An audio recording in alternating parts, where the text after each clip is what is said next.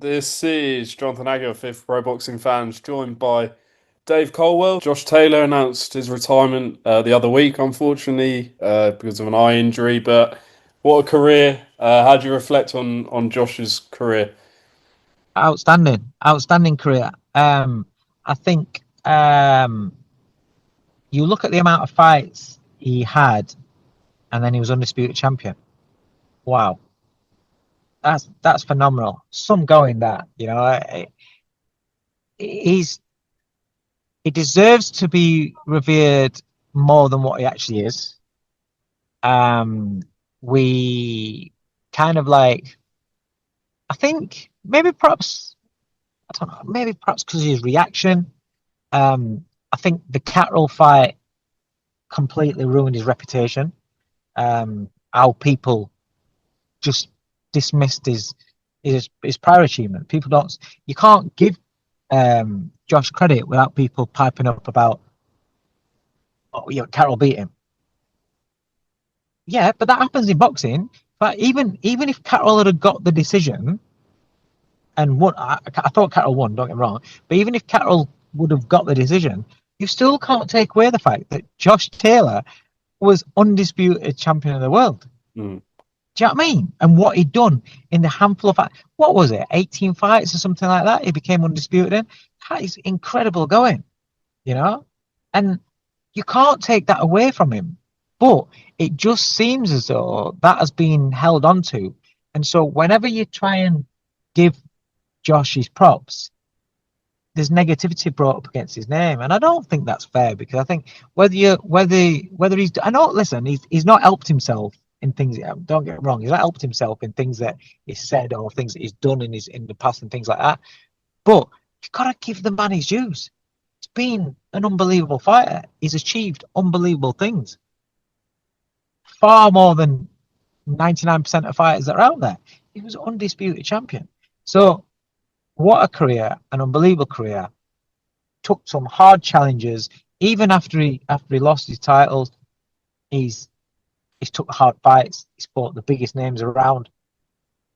It's been a great career. Yeah, absolutely. Last one. I don't think I've actually spoken to you about the fight yet. September 13th, Canelo against Crawford.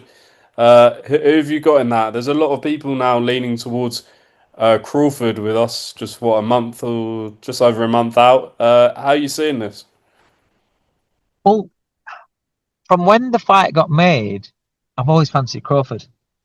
I just think he's different. I think there's something about him. I think if you add what Crawford's good at, his brain, he can switch. He's very good as a southpaw.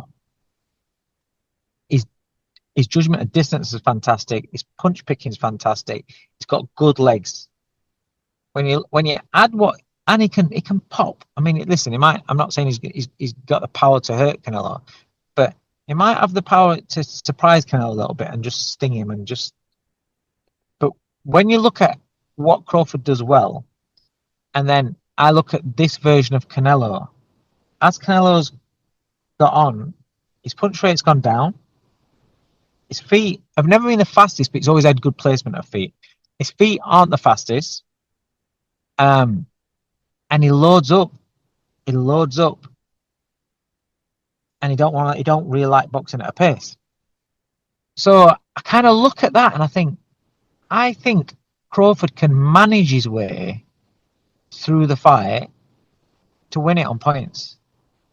I think he can manage moments, tough moments. When Canelo detonates a big shot on him, he's going to know about it, because Crawford's been hurt before. And Crawford gets hit.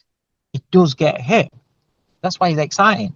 But he does get hit. So that means that Canelo could land on him. I just think that Canelo will land a bomb, and Crawford knows enough to tie up, to get off at an angle, to get that distance, get the legs. I think he knows enough to shut down the next attack or give himself time for his head to clear. I'm not saying he's not going to get buzzed in the fight, but I think he can manage those moments to punch pick his way to a points win. How Because do I you think think? he'll just be one step ahead all the way through. How do you think he'll deal with the extra size though, especially in the later rounds? Well, that's the $1 million question, isn't it?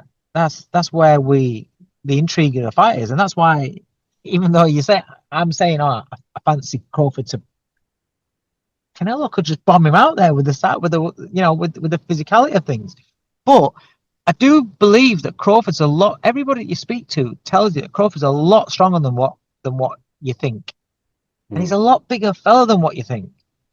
He's got a big frame about him. He's got long arms. He's taller than Canelo. He's not fighting a 6 foot monster in Canelo. I just think that he can manage those moments. Um, you don't have when you're in with somebody that's like say for instance in the clinches and things like that. You don't have to be as strong as somebody else, but yeah, you have to know what to do in those moments. So number one, you're safe, and number two, it doesn't drain you. I think he knows that stuff because he works on that kind of thing. And so, that's where the size might not make a big impact. Um, I think he's not going to look to stand there and trade with Canelo. So it's going to be moments, and I think he's good enough to manage. Great fighters always know how to manage moments of crisis. You look through history, you look at them all. The great fighters. There are fights in there where they had moments where they were under pressure, moments where they were hurt, moments where they had to pick themselves up off the floor, and they come through. And I think Crawford's one of those guys, and I think I do. I've said it from the start, and although it's one of those fights where you just don't know, even though I keep wanting to sway a little bit, I'm going to stick with it, and I'm going to say I still think Crawford wins the fight. Wow. I mean, a lot of people are going that way, so yeah, we'll see. It's one of them where you probably flip flop on fight week. You see the weigh in, Yeah. and but yeah, Yeah. we'll see what No, happens. no, because the weigh-in, right? This is when I remember I had Ryan Rhodes fight Canelo, and we heard about Canelo. He's massive. He's this. He's that. And then the weigh-in, and I'm looking at both on scales. And I'm looking at Ryan. I'm looking at Canelo on the scales. I'm thinking he's not that much bigger. I mean, he's a little bit big, but he ain't that big.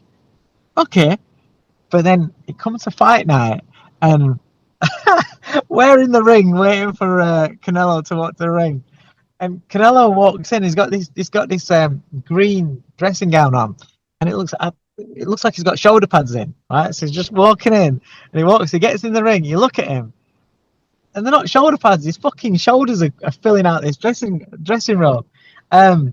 He takes his top off, and he's a completely different fighter. He's fucking huge, thick, thick pecs, shoulders, neck, everything's massive. You look at his back, and usually when you see somebody and you look at your fight and you think your fighters, it'll be a lot of like young prospects. Sometimes they might look at something and they're massive and think, fucking hell. And I'm looking at Ryan and looking at Carl, I'm thinking, I know what you're thinking.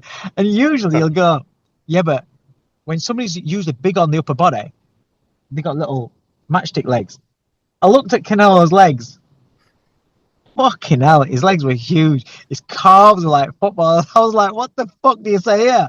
So, so the weigh-in isn't the thing because Canelo kind of looks like normal at the weigh-in, and it might not look a big thing. It's fight night. It's fight night. When you see him at fight night, that's when you might see a huge difference in the size. That fight with Rhodes was at what weight was that? 54, was it? That was yeah, 54 light Yeah. middleweight. Yeah, So I wonder yeah. what he weighed in the ring that night. He was big. It was big. It was Yeah. really big. Yeah, Well, Dave, appreciate your time. Obviously, you've got nice one. you guys out 23rd of August is your first one 23rd of August, Stephen Cairns is on the Rafferty Chamberlain bill, which is in Manchester. Yeah. cracking fight. Cracking fight. Cool. Best of luck with that, Dave, and I'll speak to you soon. Thanks, mate. Nice one.